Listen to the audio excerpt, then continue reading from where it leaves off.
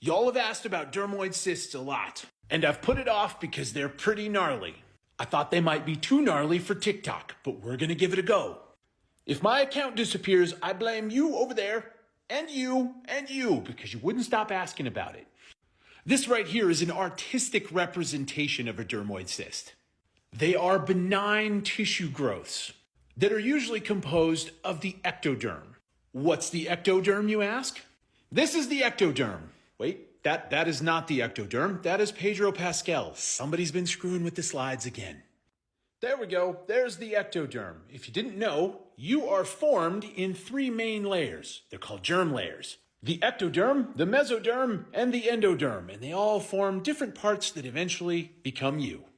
If you were assigned female at birth and you have ovaries, then you developed all of your germ cells while you were in utero. That is also when a dermoid cyst first develops. During your reproductive years, one of these dermoid cysts will get stimulated and it will begin to grow, and they grow very slowly. But these suckers have access to all of those tissue differentiations without fertilization, so you can get teeth, nerve tissue, skin, and oil glands. Those oil glands produce a substance called sebum, and that is oftentimes what is filling up the cyst, making it swell up inside of you. I'm about to show you some images of them. If you don't want to see that, you should swipe. So this one's actually relatively tame, but you can see where there's hair growing inside of this, and you have some skin and some dark patchy stuff back here. This is all ectoderm. And these can get quite large. The next one gets a little crazier, so buckle up. On this one, you can actually see there's some development of teeth. We have a bit of hair growing here. This one might actually be a special kind of dermoid cyst, something called a teratoma. Teratomas diverge from dermoid cysts in 2 important ways. They have access to these 2 layers, so they can actually grow even more parts of you. And teratomas can rarely cause cancer. One of the weirdest parts of this is that whether it's a dermoid cyst or a teratoma, all of this tissue is genetically identical to you. These weird genetic abnormalities and pathologies give scientists a lot of hope that we may actually be able to regenerate whole parts of ourselves at some point. The capacity for it is definitely inside of us. We just need to learn how to control it better than this.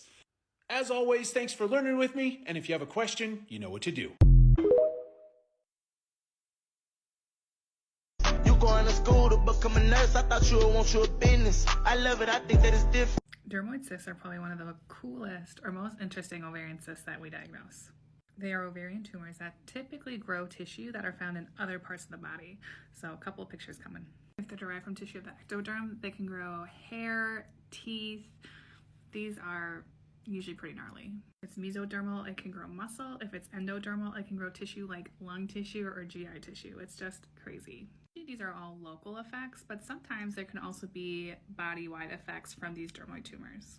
In residency, we admitted a patient who was having a new onset abdominal pain, and she was found to have an ovarian cyst, so we diagnosed her with a torsion. She also had really vague complaints that we as gynecologists were like, no, you should talk to your primary care doctor about your new anxiety and your palpitations and how you feel really hot all the time. Turns out her tumor was secreting a thyroid hormone, so those 2 were actually related. So in our last video, we talked about the dermoid tumor of the ovary. So this is a tumor that has teeth and stuff, also has sebaceous cyst, hair, can contain thyroid tissue and many other things.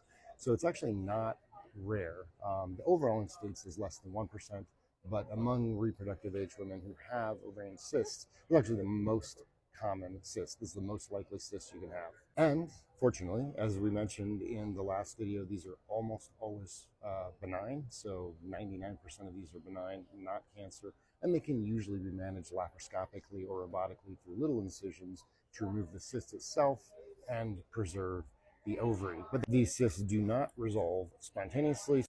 They do need to be managed surgically because if they grow, they can cause the ovary to twist, and if they rupture, they can cause a bad inflammation.